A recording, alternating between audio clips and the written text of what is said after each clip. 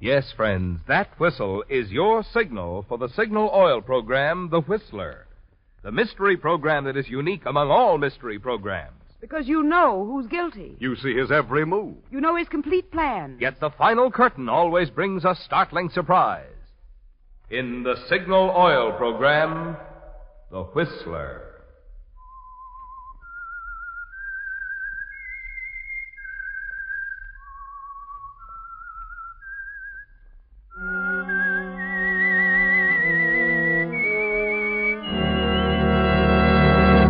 I am the Whistler, and I know many things, for I walk by night. I know many strange tales hidden in the hearts of men and women who have stepped into the shadows. Yes, I know the nameless terrors of which they dare not speak. Yes, friends, it's The Whistler for the tops in entertainment. And for the tops in gasoline quality, it's Signal. It takes extra quality, you know, to give you extra mileage. And Signal is the famous Go Farther gasoline. So look for the Signal circle sign in yellow and black that identifies friendly independent signal stations from Canada to Mexico. And now the Whistler's strange story, Whirlpool. He wasn't sure when it began. It was too much like walking in the middle of a nightmare, and then remaining in it, living in it. The shipwreck, the confusion, it was all there again, coming back to him. But slowly, hazily. And there was a strange buzzing in his ears, pressure and the sound of the sea, a whirlpool of confusion.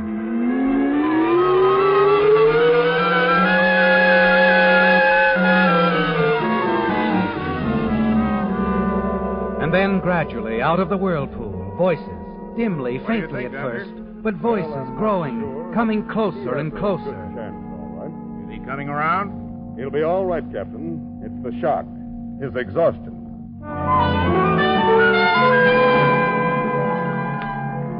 But through it all, one thing seemed clear, in focus. Those few swift minutes before the ship heeled over on its side, before he leaped for the lifeboat and missed.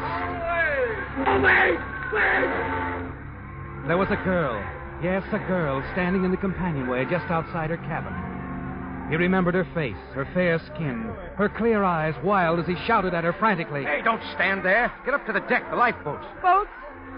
Oh, yes, I was... Wait, is there anybody inside, in the cabin? The cabin? There is... No. No, I'm alone. Then go on up these stairs. There isn't much time. Hurry.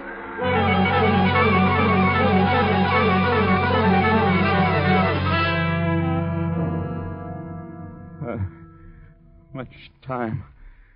Whatever. Isn't much time. Yeah. Well, that was going through it all over again. He's better, though. He's coming around, Captain. Hastings. Mr. Hastings. What? Mr. Hastings, now, you're safe. They got you in time. Can you hear me?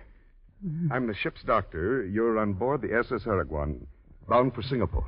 Yes, Araguan. That's right. Singapore. Here. Try to drink this, Mr. Hastings. Easy. That's it. I'm all right. I made it. I made it. You sure did, Hastings. Hastings? There couldn't be any mistake about his identity, Captain? No, that's who he is. He's Hastings' doctor. There's no doubt about it. The girl says so. She's his wife. Oh, I see. Could you get her to come in here, Captain? What? My wife? No, Now, just relax. You're suffering from shock, Mr. Hastings. Exhaustion and severe shock. Oh, but Would you come in, Mrs. Hastings? My husband, is he all right, Captain? Just come in, please. No, I haven't any. You stop, Marty. The protest dying in your throat as you struggle up to one elbow and look toward the door. It's the same girl, isn't it? The one you faced in the companionway and shouted at. But now she's coming toward you, speaking differently. Very differently. Darling. My darling, I was so afraid for you. But I told them you'd pull through when I told them who you were. What? Doctor, he isn't delirious. Oh, no, don't worry, Mrs. Hastings. Mrs. Hastings. Yes, dear. Doc, Oh, yes, Mr. Hastings? would you leave us alone a minute? Oh, why, surely. I want to be with My wife. Certainly. Captain, we'll wait out on deck. Anything you say. Okay. Now, you want to tell me what it's all about? Darling, you shouldn't try to talk. Skip it. I can talk. They fished me out. I'm okay, see? Okay. Of course you are, dear. And the name's South. Like this or in a full-dress suit. It's South. Marty South. It's a nice name. I like it. Well, that's fine. And you're... Mrs. Stephen Hastings of the Shanghai Hastings. You can call me Lucille. What about Mr. Hastings? My husband is dead. One that didn't make it? One that didn't make it. What happened to him? How come... I don't know. Stop asking me. Stop looking at me like that. Like what? He was like that. Stephen. In the cabin when we first heard the alarm, he just sat there staring. And you ran out and left him? No, he wouldn't budge. It was as if he didn't want to. As if he welcomed it. Welcome what? The chance to die? I don't know. You couldn't get him out? No. Couldn't send anybody back after him? Well, I didn't think of something like that happening. I couldn't think. But you've been thinking since. Yes. Plenty, I'll bet. Well, come on, I'm waiting. My husband, Stephen, had some money coming to him. It's waiting for him now in Singapore. Waiting for a Mr. Hastings to pick it up. Any Mr. Hastings will do. 20,000 now, 30,000 in a couple of weeks. 50,000 altogether. Half of it could be yours, Marty. Oh, you're crazy. To begin with, how can you pass me off as your husband here on board? There were quite a few survivors, I've heard. Nobody knew him. He stayed in his cabin half the voyage. Most of the others were picked up by the Khalifa. Oh, we'll see them in Singapore. No, we won't. The Khalifa's heading for the United States, and we don't know a soul in Singapore. Where does this money come from? From an old friend in Shanghai, E.J. Galloway, former business partner of my husband's. You see, E.J. made a mistake once. Business deal in Singapore. I found out about it. I told Stephen what to ask for. He did. He got results. Shakedown, huh? He must have felt great giving his old pal the blackmail pitch. Oh, we didn't have to do that. E.J. doesn't know we're the blackmailers. He thinks Stephen is the go-between. He's to pick up the money in Singapore and make the payoff there. You see, that's where the blackmailer lives. Nice guy, your husband. He was, as a matter of fact, but weak. Terribly weak. No, he almost got sick sometimes just thinking about it, about blackmailing his old friend. And why'd he go ahead with it? He liked me. Why? Oh, now you don't mean that. I can be quite appealing. Maybe. To guys like Stephen Hastings. Not to guys like Marty South. You guessed it. Now, how about running along?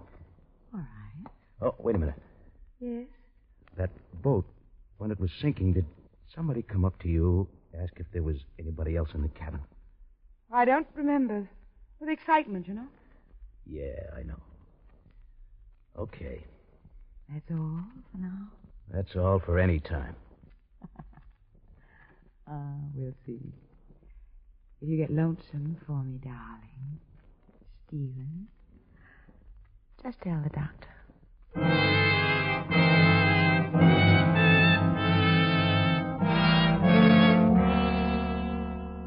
That's all, Marty, and then she's gone, leaving you to think it over.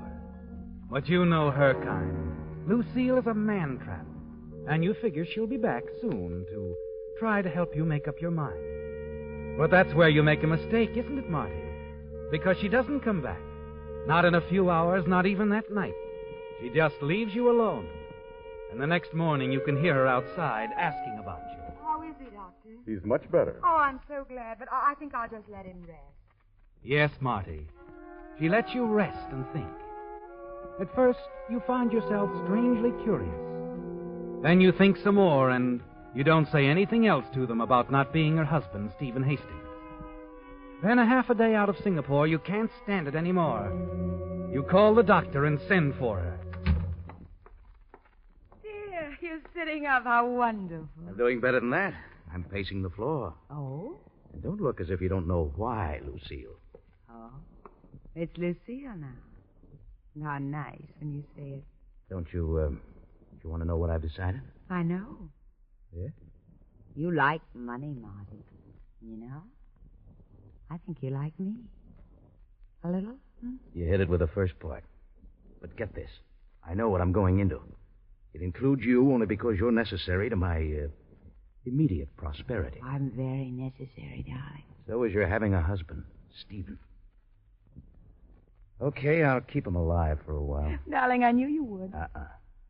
You're a pretty smart gal, but here's something you don't know.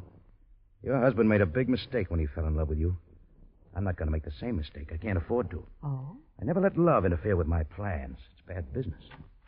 Oh, everything all right, Mrs. Hastings? What? Oh, yes, fine, Doctor. Isn't it, dear? I guess so. Sure it is. And don't worry, darling, you'll feel better. Everything's going to be so much better soon.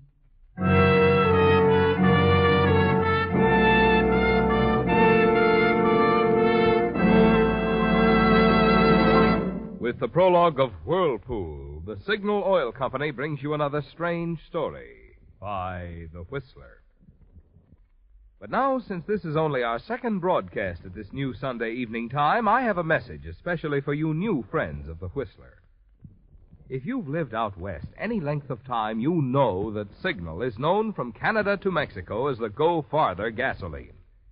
Now, naturally, we're mighty proud of Signal's famous mileage, but even more so, we're proud of the extra efficiency today's Signal gasoline coaxes from your motor, which makes such mileage possible. For when your motor runs more efficiently, you also enjoy quicker starting, faster pickup, and smoother knock-free power, the things which make driving more fun. That's why folks who want superior performance, as well as those who insist on mileage, are both switching to Signal. They've discovered that to get the tops in gasoline quality, there are just two things to remember. One, in gasoline, it takes extra quality to go farther. And two, Signal is the famous Go Farther gasoline.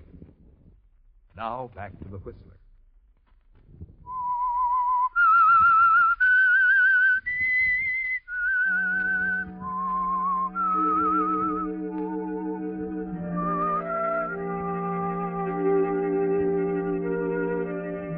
You made a decision, didn't you, Marty? About Lucille Hastings and the money waiting for Stephen Hastings in Singapore. When she suddenly thrust opportunity into your hands by asking you to pose as her dead husband, Stephen Hastings. But there's another thing you've decided on, and that's more important than anything else. You're not going to make the same mistake he did, are you, Marty? No, you're not going to fall in love with Lucille, because that doesn't fit in with your plans at all. Money is the most important thing, isn't it? It always has been, even though you don't have much of it at the moment. And you've never let a woman interfere. You've never let your heart rule your head where money is concerned.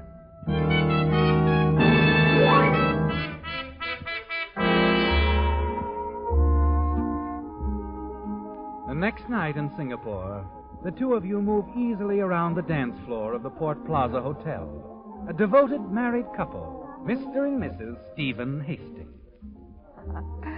You dance well, dear. Stephen's learned to dance better? Oh, very much better. Maybe the poor guy was tired. He had a right to be. I think we should stop talking about that. Suits me. Let's talk about when we go to work. Let's see. I think we'd best wait a day or two. You can go there Wednesday for the first payment. Huh? The second will be ready in a couple of weeks. E.J. couldn't raise it all at once. Where do I go? I'll have to look at E.J.'s letter again for the exact address. It's a little tailor shop somewhere on Ponderosa Street.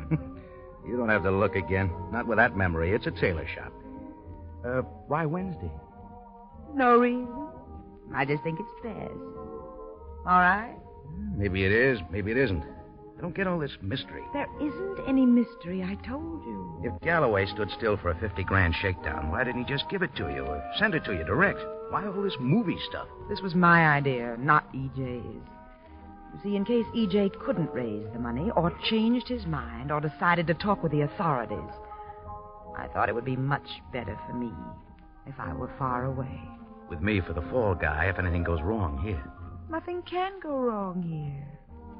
There's no crime in having your coat pressed. What do I do when I get to this tailor shop? Like I said, you just have your coat pressed. You can wait for it if you want to. Tell them you're Mr. Hastings. What if they want proof? They can call the hotel and ask Mrs. Hastings. But they won't. Relax, darling. Sorry, I can't relax. Not till I've had my coat pressed.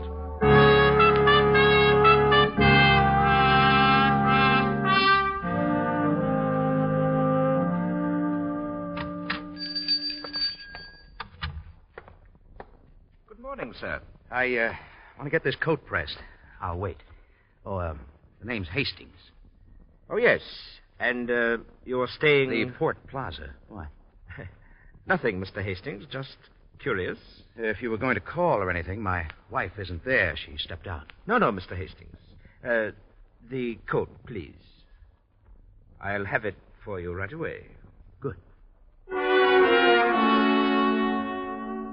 You watch the proprietor of the little tailor shop as he takes your coat, moves off toward the back of the establishment. You look around nervously, ready to run for it if anything goes wrong. But nothing does, Marty. He's back in a matter of minutes, handing the freshly pressed coat across the counter. You pay him and slip it on and feel the bulge of a heavy envelope in the inside pocket. Satisfactory, sir? I think so, thanks. Will you be dropping in again? Yeah, sure. Perhaps if you'd call the day before. Call. Okay. We'll give you quick service, sir. Good morning.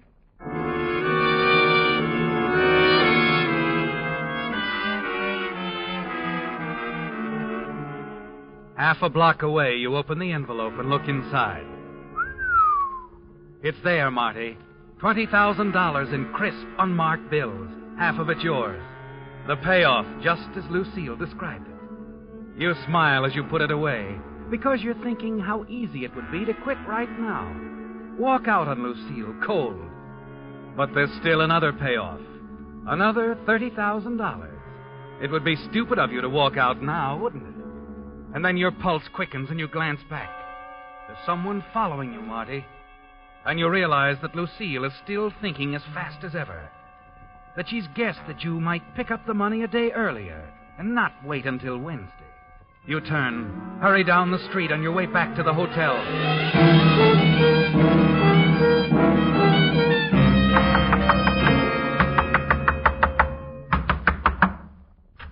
Well, darling, you don't have to knock the door down. My own husband? What'll the neighbors think? Never mind, inside. What's all the excitement? What kind of a double cross is this? Double cross? That's a funny way to put it. Not to me. You had me followed, didn't you? Did I? The fat guy in the white suit, right out of the book. How quaint. Stop it, Lucille. Don't give me that ice cube stare. I'm not Stephen. Not so loud, darling. Someone might believe you. You going to tell me what's going on? When you calm down, you might tell me. I went there like you said. Tailor shop? Yeah, I went through the routine. Didn't they give you the money? That's not the beef, Lucille. I'm talking about the guy who picked me up on the way out. One of your pals, huh? A high-powered insurance policy. You're not making sense, darling. Somebody followed you. It's because you're in Singapore. Stay out of alleys, darling. Rough neighborhoods. This is a big, bad city. I wish I could buy that. You can buy anything, Mr. Hastings. How much did you get? 20,000. Here, it's in the envelope. Pretty, isn't it? Darling. Yeah? Speaking of double crosses, I thought I told you not to go to the tailor shop until tomorrow. All right, I'll forgive you this time. No, you won't. Well, I'll try, honest. What are you thinking? Something pretty foolish. But sometimes you'd really like to level. Marty, darling, put your arms around me. What, so I can hold on for the sleigh ride? I wouldn't take you on a sleigh ride. Not you. You'd take your mother on one. Oh, don't hate me, Marty. Not now. Not this minute. Here I go, huh? Well, my back's against the door anyway. Marty. Too bad it's not for keeps, Lucille. Let's not talk about for keeps. Let's think about now. Right now. Yeah, right now. Only admit it. Tomorrow it could be a knife in my back. All right, if that's the way you want me to say. But right now, kiss me, Marty. Kiss me.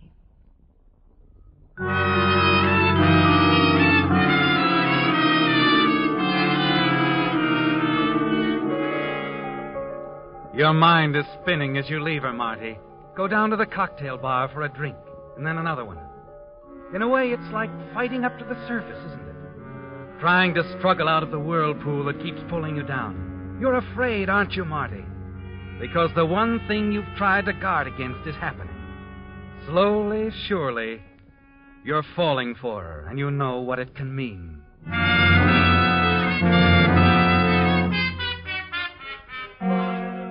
You don't do anything about it the next day, or in the days that follow. Just go along, trying to keep your head above water. And then one night, as you walk alone through the streets of Singapore, you catch sight of him again, the man she's had following you. You hurry forward, turn into an alley, stop, and wait.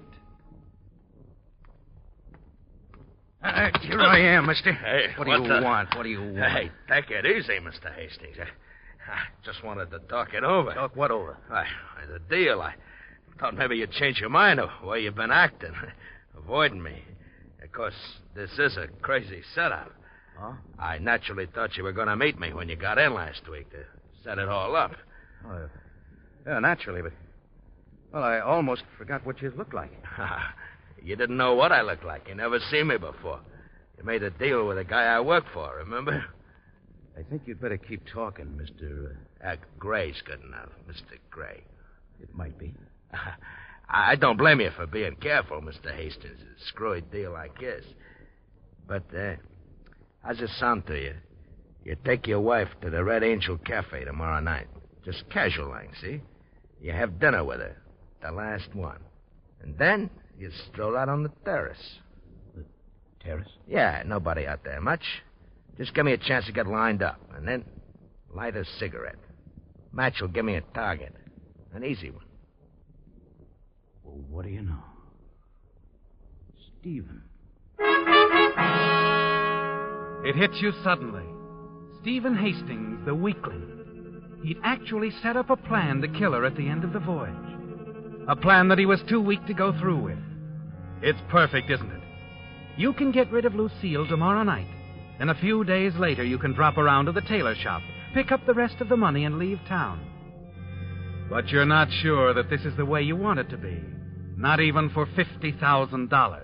What's the matter, Mr. Hastings? You change your mind? Changed my mind? Well, I'd like a little more time to think it over. Look, I've been doing some traveling. I want the $5,000 that you agreed to pay my employer, Mr. Hastings, huh? 5,000. Yeah. Okay, you'll get it. Want to leave it in your hotel box? Small, new bills, cash? Sure. Mr. Gray. Yeah. If the money's in the box tomorrow night, you'll see us. My wife and me at the Red Angel Cafe. On the terrace? Yeah. I'm to light her cigarette.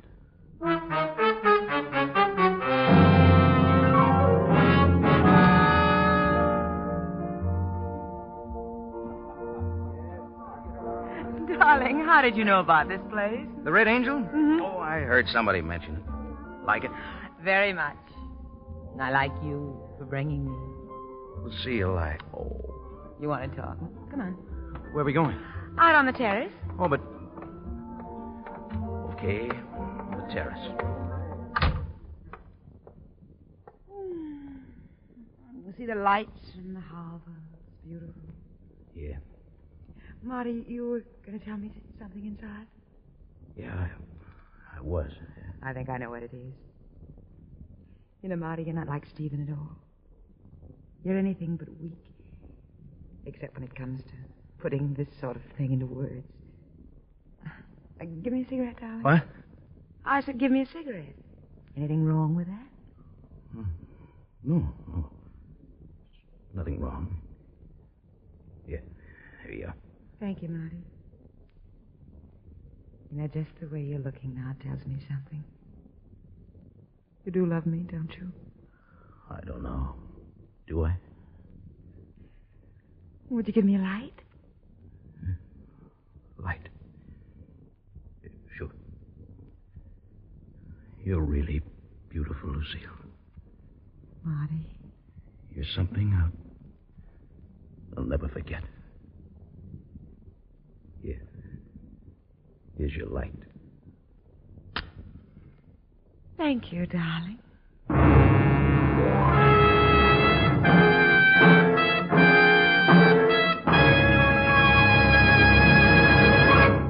The Whistler will return in just a moment with a strange ending to tonight's story. Meantime, a suggestion to drivers. The colder nights and mornings that we'll be having from now on place an extra strain on your car's battery. So now is a good time to stop by a Signal service station for a free battery inspection. If it appears that anything is going to interfere with your cold weather starting, your Signal dealer is equipped to give you complete battery service. For recharging, he has new type safe, speedy equipment. If your cables are corroded, he can replace them with heavy-duty cables. And should you need a new battery, there's none finer than Signal's new deluxe batteries that are guaranteed not for just 12 or 18 months, but for 30 months on a service basis. Incorporating the latest type all-rubber separators plus a new design hard rubber case, these Signal Deluxe batteries deliver up to 35% more power and don't need water nearly as often. So before you get any battery, get your Signal dealer's trade-in offer for your old battery, plus his convenient credit terms on today's finest battery, the new Signal Deluxe battery, available only at Signal service stations. And now back to the Whistler.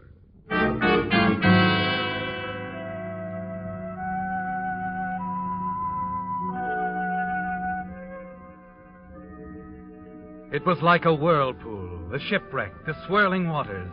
Marty South fighting his way through the sea, awakening to find a new life and wealth placed in his hands by Lucille Hastings.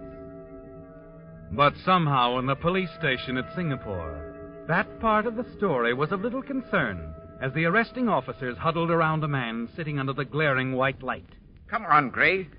We know you did it. No. You've been followed since you asked for that money in Hastings' hotel box. The clerk didn't like your looks. Look, I told you Mr. Hastings gave me the money. He left it for me. What was it for? The killing? Gray, you were seen firing the gun. How do you think we arrested you so quickly? All right. I did it. But it was a plan. Hastings' plan. He was tired of his wife? He must have been tired of everything. But he was a weakling. Suicide's been on his mind for months, only he didn't have the nerve. So he hired us, me, to do it for him. But why his wife, too? How do I know? Hastings was crazy about her, I guess. Didn't want anyone else to have her. It's the only reason I can think of why Hastings set this deal for them to both die together.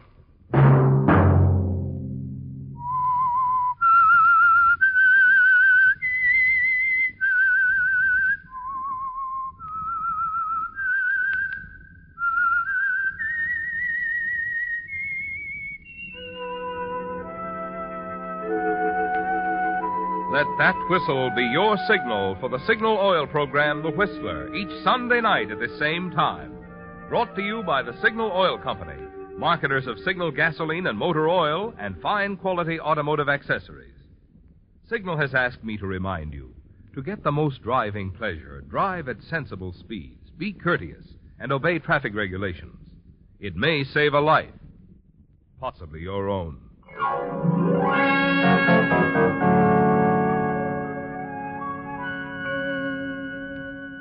Featured in tonight's story were Jack Moyles and Betty Lou Gerson. The Whistler was produced and directed by George W. Allen, with story by Joel Malone and music by Wilbur Hatch, and was transmitted to our troops overseas by the Armed Forces Radio Service. Remember, at this same time next Sunday, another strange tale by The Whistler. Marvin Miller speaking. This is CBS, the Columbia Broadcasting System.